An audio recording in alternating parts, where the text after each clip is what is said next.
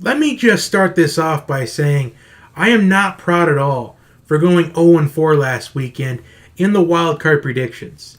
That was a huge detriment to my self-confidence and my ego. But I just can't let this 0-4 weekend last week just define who I am as a picker, because for those of you that are loyal subscribers, you know that every single time, well, except maybe one or two times throughout these 4 years, where I have had a bad pick week, I've responded the next week in a very big way. And I'm hoping that I can do the same thing for the Divisional Round Picks. I promise that I'm going to do my best to not go 0-4 again this week. I mean, the games may have been close. It's not like they were complete blowouts, 63-7 or 75-10 or whatever. But still, 0-4, that's just something that I'm not proud of at all. And I'm going to do my best to make sure that this doesn't happen ever again.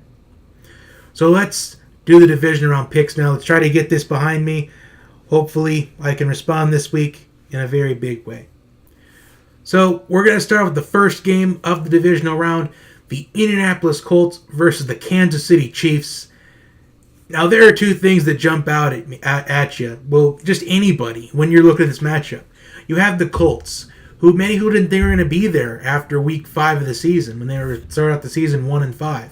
But then they just completely they won game after game after game, and they've won now, I think it's 11 out of the last 12. I think it is.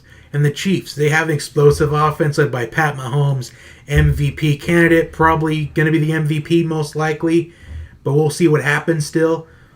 So those are the two things that jump out at you. You've got the team with the explosive offense, and you have the team that's on a complete hot streak, have momentum, the hottest team left in the playoffs, out of the 8 teams that are left. So those are the two things that jump out right at you. But another thing jumps out right at you when you're looking at this.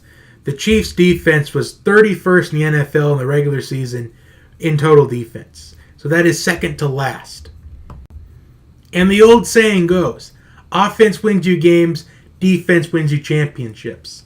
But the way I see this matchup, I see this being a shootout. I see this probably being in the high 40s.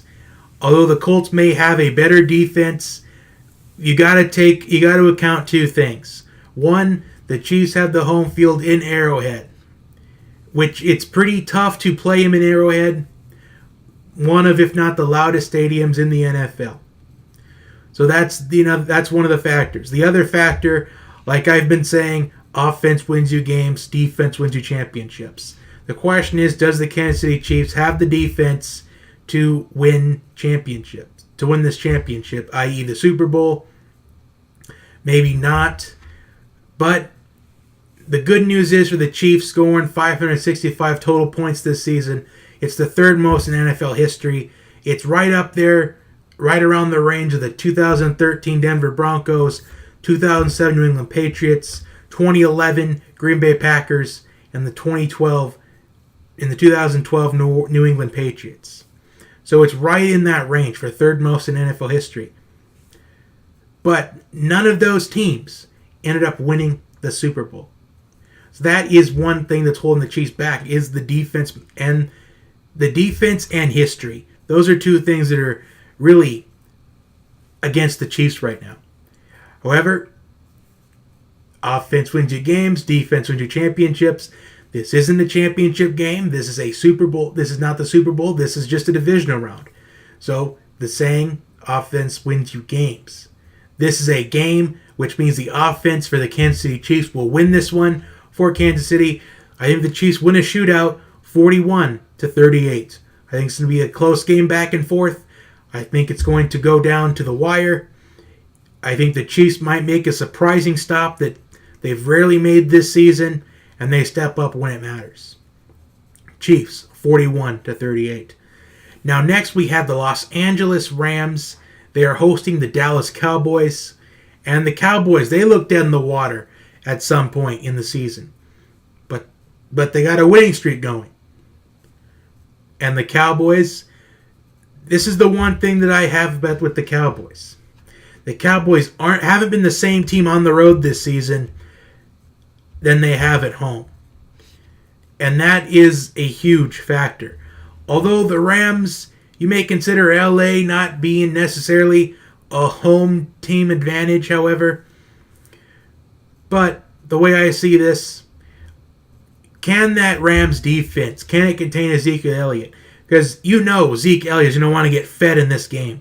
The Cowboys, I think they've only lost one game this season when Zeke Elliott has touched the ball more than 20 times this season.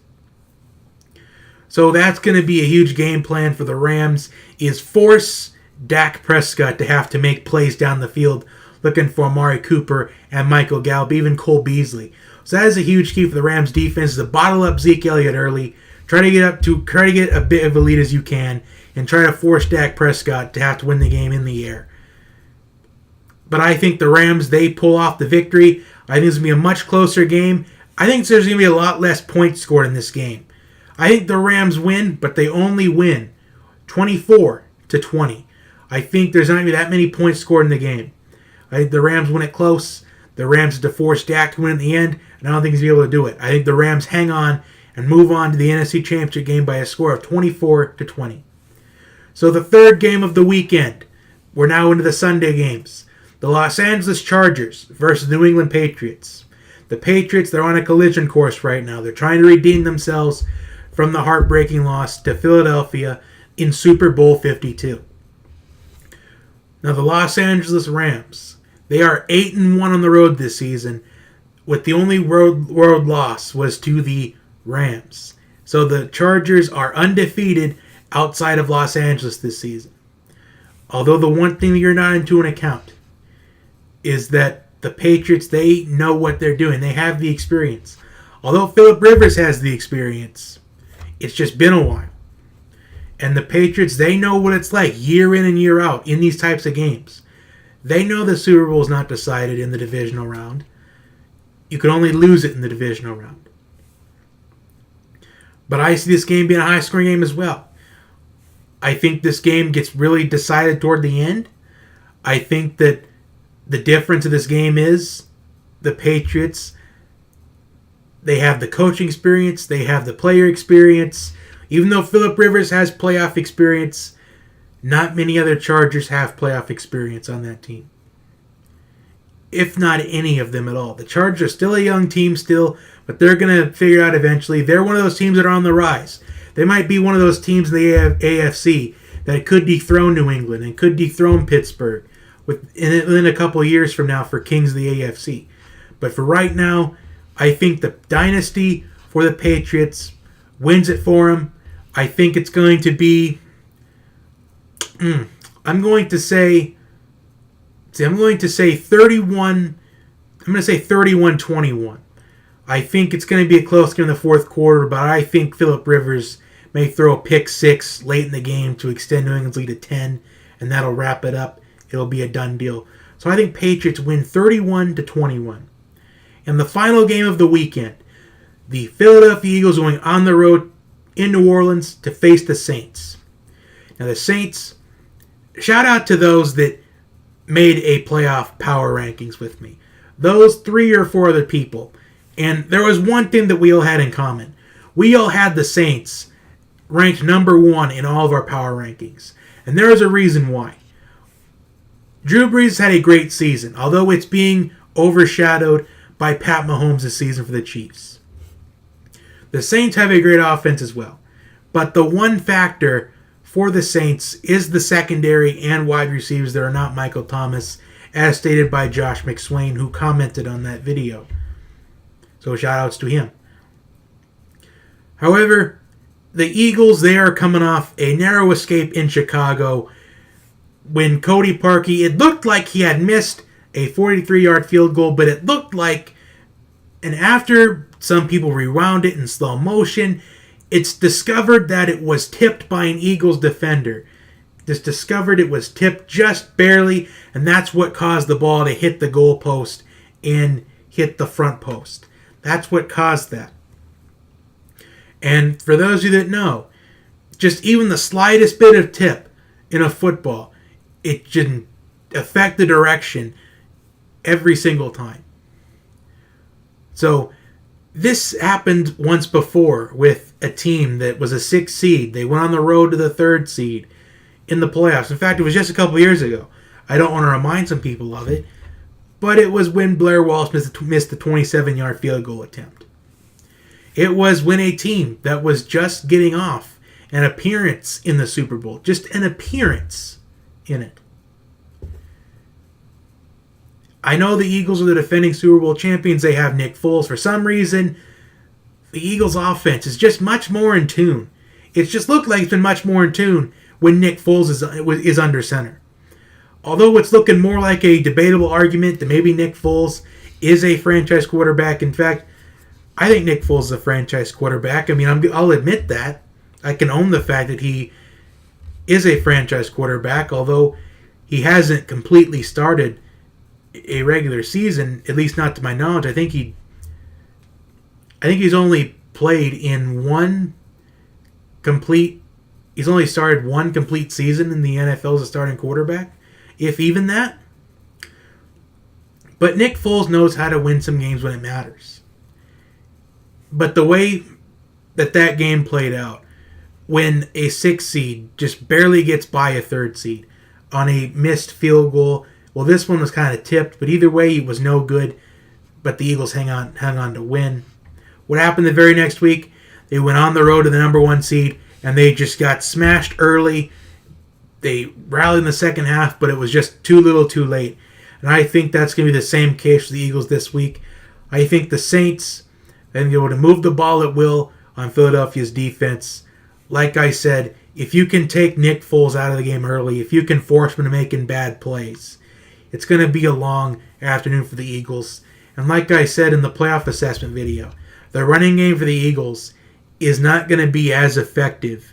It's not going to be as big of a presence as it was in the Super Bowl run last year. I think the Saints win.